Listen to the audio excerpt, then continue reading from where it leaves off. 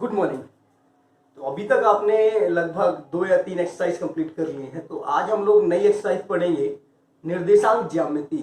देखिए, भले ही वो आ गई हो पार्ट गेम में, तो देखो अभी आपको पता है आपका बोर्ड है, तो बोर्ड के हिसाब से ही हम लोग को चलना है। ठीक है, तो आपको थोड़ा सा बता रहे हैं, देखिएगा।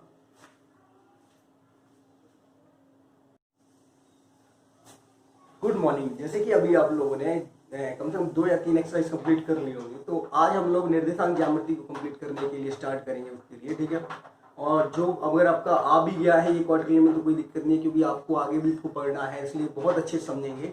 तो आपने निर्देशांक ज्यामिति जो पढ़ी है वो आपकी इस तरह से है। देखिए, आपने अक्ष पढ़े होंगे सभी ने। एक्सरसाइज आपकी 7 है ये, आपने अक्ष पढ़े हैं और 9th में ये बहुत अच्छे से समझा होगा कि एक एक्स अक्ष होता है और एक वाई अक्ष होता है, जिसको समतल बोलते हैं। जिसको क्या कहते हैं? समतल बोलते हैं।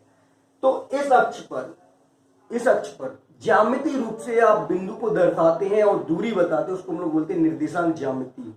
अब देखो, ये आपका एक्स अक्ष है तो ये आपका एक्स अक्ष पढ़ा जाता है, ये आपका वाई अक्ष है तो ये आपका वाई अक्ष पढ़ा जाता है।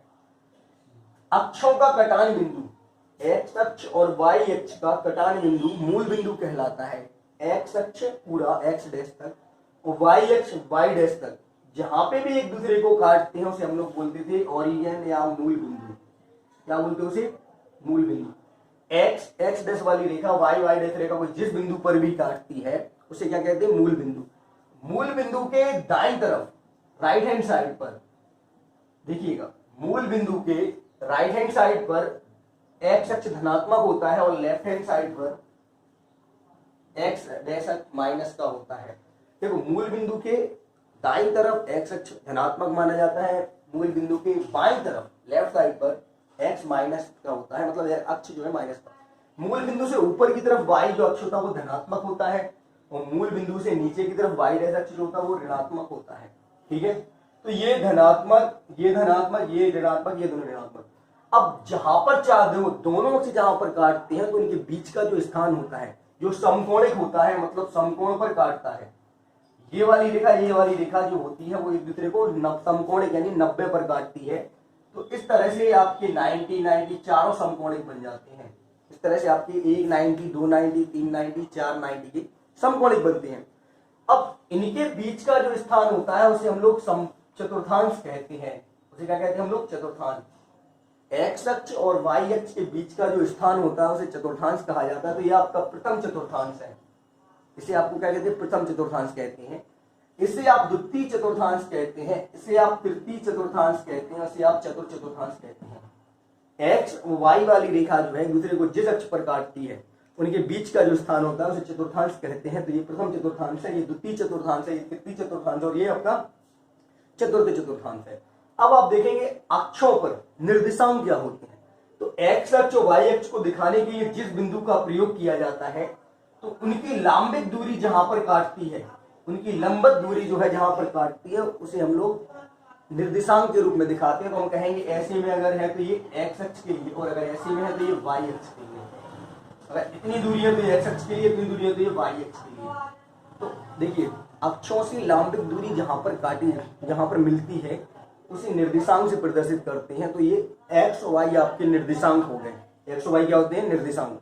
देखो, वाई अक्ष से एक्स के लिए है तो एक्स हो गया, और एक्स अक्ष से वाई के लिए तो वाई हो गया। तो ये जहां पर भी एक दूसरे को काटेंगे उसे एक्स वाई कहते हैं। अब एक्स वाई होते कैसे हैं? धनात्मक ऋणात्मक कैसे क्या होती हैं? तो प्रथम चतुर्थांश में चूंकि एक्स और वाई दोनों धनात्मक होते हैं तो प्रथम चतुर्थांश में एक्स और वाई यानी निर्देशांक धनात्मक होते हैं। प्रथम चतुर्थांश में एक्स और वाई दोनों धनात्मक होती हैं, तो इसलिए एक्स वाई धनात्मक होते हैं। द्वितीय चतुर्थांश में आप एक्स देखिए माइनस का है और वाई प्लस का है, एक्स और वाई माइनस प्लस के होते हैं। एक्स और वाई कैसे होते हैं? माइनस प्लस के।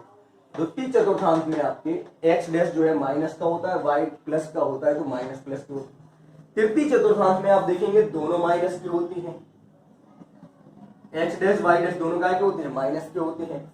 और चतुर्थ चतुर्थांश में ये प्लस का, एक्स प्लस का होता है, वाई डैश माइनस का, तो ये माइनस प्लस माइनस के होते हैं। तो देखो, प्रथम चतुर्थांश में एक्स और वाई जो निर्देशांक होते हैं वो प्लस के होते हैं। द्वितीय चतुर्थांश में माइनस प्लस के होते हैं, तृतीय चतुर्थांश में दोनों माइनस के होते हैं, चतुर्थ चतुर्थांश में दोनों प्लस के होते हैं, मतलब प्लस माइनस के होते हैं। अब आपको मूल बिंदु से या कहीं पर भी दो बिंदुओं के बीच की दूरी ज्ञात करनी पड़ जाती है। देखिए मान लो एक बिंदु आपका यहाँ है, एक बिंदु यहाँ है, तो ये भी दूरी होती है। एक बिंदु मान लो यहाँ है, तो ये भी आप ऐसे दूरी ले सकते हैं। तो दो बिंदुओं की बीच की दूरी से ही आपका नया, देखो ये तो सब 9th में पढ़ा था। अब दो बिंदुओं की बीच की दूरी अगर आपको ज्ञात करनी पड़ जाए तो आप किस तरह से ज्ञात करेंगे, तो वो आपको अच्छे से समझना है यहाँ पे कि किस तरह से, तो वो आप समझेंगे। ठीक है, देखिएगा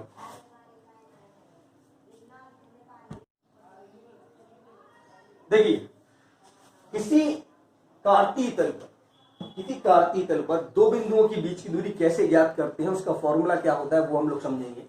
मान लीजिए एक बिंदु P, कोई बिंदु P x और y अक्ष से निश्चित दूरी पर है, तो वो दूरी क्या होगी, मान ले रहे, देखिए किसी कार्तीय तल पर ये दूरी जो है मान ले रहे x1 है, ये दूरी क्या है x1, और ये दूरी क्या है y1 हो गई आपकी। ये दूरी आपकी x1 है और ये दूरी क्या हो गई आपकी y1 है। तो इसके निर्देशांक होंगे x1 y1। देखिए मान ले रहे किसी कार्तीय तल पर कोई बिंदु P है जो y अक्ष से x1 दूरी पर है और x अक्ष से y1 दूरी पर है। मान ले रहे कि आपका कोई बिंदु P कार्तीय तल पर स्थित है जो y अक्ष से x1 दूरी पर है और x अक्ष से y1 दूरी पर, तो इसके निर्देशांक जहां होंगे वो होंगे x1 y1। अब इसी पर एक और बिंदु Q भी है, इसी पर आपका एक बिंदु Q भी है, वो कहीं पर स्थित है, मान लो यहां स्थित है।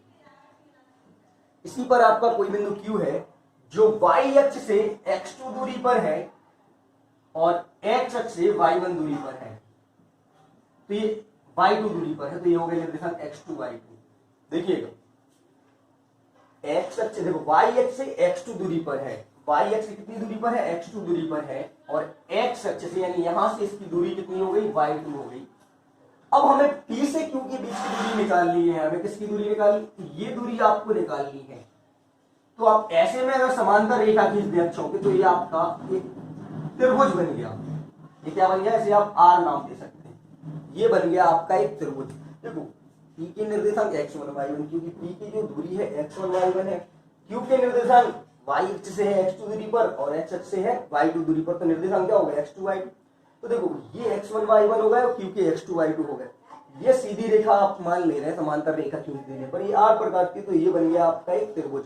अब आपको PQ के बीच की दूरी निकालनी है, किसके बीच की दूरी, तो आप देखें ये पूरी दूरी कितनी है x2 है और ये x1 है, तो ये दूरी कितनी बची आपकी, ये आपकी दूरी x2 है, ये आपकी x1 है, तो ये दूरी कितनी बची x2 माइनस x1 बची। ये कितनी बची x2 माइनस x1। ये पूरी दूरी आपकी x2 है और ये दूरी x1 है, तो इतनी सी दूरी जो ये है, ये दूरी आपकी कितनी बची है, पूरी x2 में से इतनी घटा दो तो x2 माइनस x1। अब ये पूरी दूरी आपकी y2 है, ये y1 है, तो ये समांतर ये भी y1 होगी, तो ये दूरी आपकी कितनी बची, ये बची आपकी y2 माइनस y1। कितनी बची y2 माइनस y1। देखिए इतनी दूरी x2 माइनस x1 बची और ये दूरी आपकी y2 माइनस y1 बची। अगर इसको अलग से निकाल दें तो ये ऐसे निकल के आएगा PQ x2 माइनस x1 और y2 माइनस y1, ये आपका इस तरह से निकल के आएगा और ये आपका R बिंदु मान ले रहे हैं जो माना था। तो देखो ये x2 माइनस x1 हो गई, ये y2 माइनस y1 हो गई, तो आपको PQ की बीच की दूरी यानी दो बिंदुओं की बीच की दूरी निकालनी है। कौन सी बिंदुओं की, दो बिंदुओं की बीच की दूरी, दो बिंदुओं की बीच की दूरी आपको निकालनी है।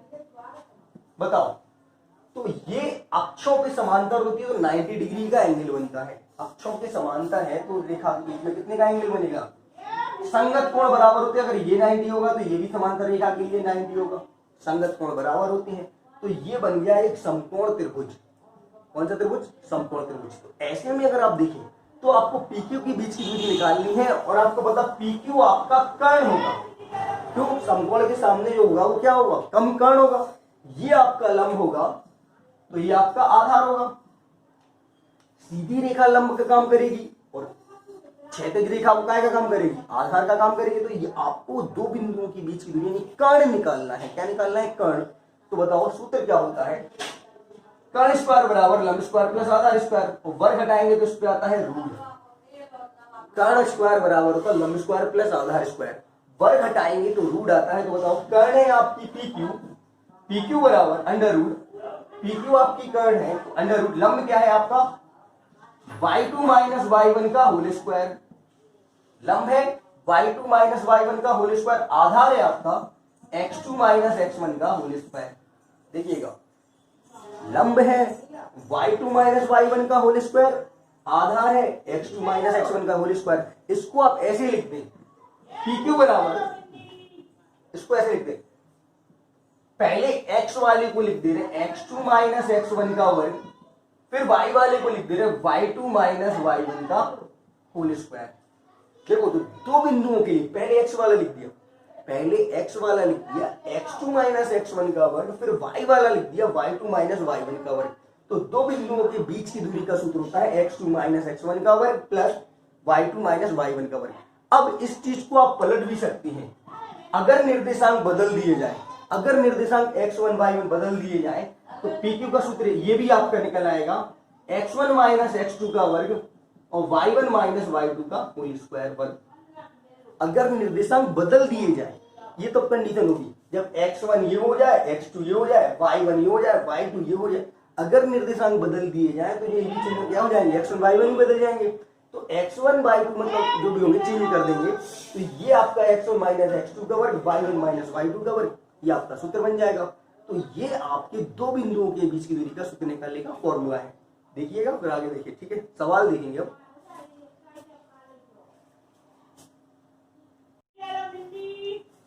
देखिए अब मूल बिंदु से बीच की दूरी कैसे निकाली जाती है। तो मूल बिंदु के निर्देशांक होते हैं 0,0। मान ले रहा है कोई बिंदु P y अक्ष से x लांबिक दूरी पर है और x अक्ष से y लांबिक दूरी पर है, तो निर्देशांक होगा x, y।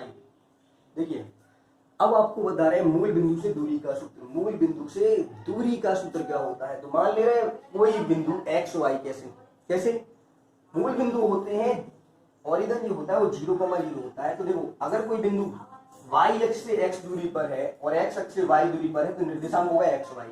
अब आपको पता है कि ये अक्ष के साथ समकोणिक होता है, अक्ष के साथ समकोणिक होता है, अक्ष के साथ कैसा होता है, समकोणिक होता है ये। तो देखो आपको O से P के बीच की दूरी निकालनी है, P से लेकर O की या O से P की ये दूरी निकालनी है। तो देखो ये x है और ये y है, क्योंकि जितना ये होगा उतना ही ये होगा, क्योंकि समांतर रेखा है, समांतर रेखा में दूरियां भी बराबर हो जाती हैं। तो ये आयत का काम करेगा, क्या करेगा, ये आयत का काम। तो देखो जितना ये होगा उतना ही ये होगा। अब आपको इसके बीच की दूरी निकालनी है, तो मैंने अभी यार आपको फॉर्मूला बताया था। देखो लंब दे दिया और आधार दे दिया, आप कर्ण निकालो, लंब दे दिया और आधार दे दिया तो कर्ण निकालो। तो ओपी की दूरी बराबर, ओपी का वर्ग बराबर, देखो लंब का वर्ग वाई स्क्वायर, आधार का वर्ग एक्स स्क्वायर। आपको ओपी की बीच की दूरी निकालनी है, लंब दे दिया और आधार दे दिया। तो देखो लंब है आपका वाई का वर्ग, आधार है आपका एक्स का वर्ग, वर्ग हटा दो और सीधा सीधा लिख दो, वर्ग हटाने पे रूट, वर्ग हटाया तो अंडर रूट, वर्गमूल लेने पर जिसको आप बोलते हैं, वर्ग हटाना है वर्गमूल लेना एक ही चीज है। वर्गमूल लेने पर तो देखो पहले एक्स स्क्वायर लिख दो फिर वाई स्क्वायर लिख दो। तो ये सूत्र जो है ये तब लगाते हैं जब आपको किसी बिंदु की मूल बिंदु से दूरी निकालनी पड़ती है। तो एक बिंदु से भी निकाल सकते हैं आप, ये आपका x का वर्ग है और ये आपका y का वर्ग है। तो सीधा सीधा है कि OP की बीच की दूरी बराबर एक्स स्क्वायर और वाई स्क्वायर, सीधा सीधा, ठीक है। तो ये आपको OP की बीच की दूरी बता देगा, ठीक है। अब आगे देखिए,